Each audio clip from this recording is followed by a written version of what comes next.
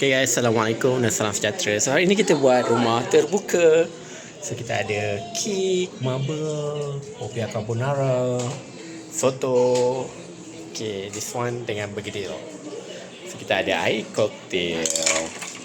So tetamu yang datang hari ini, kita ada Abang Azlan daripada Residensi Emas. Dan kita ada Atika, ada Taman Putera Perdana. Sama ni daripada mana? Bangi ya? Bangi. Kak Mali dengan family. Terima kasih datang. Selamat Hari Raya. Dengan ada seorang ni merajuk lagi tadi, senyap je. Oi, nampak papers. Kita menunggukan seorang lagi, Kak Nabila. Tu je. Yang lain semua dah datang. Dah baru 1 minit. Nak cakap apa lagi? Kau okay, sebab dah video kau kena potong hari tu. Susahlah. Aku berucap kan. Aku dah praktis lah.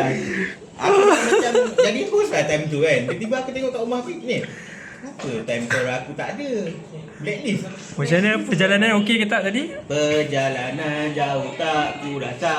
Nasib wish dan Google ada. Copyright lagu. Macam mana makanan sedap? Sedap. Thank you. Makan lagi.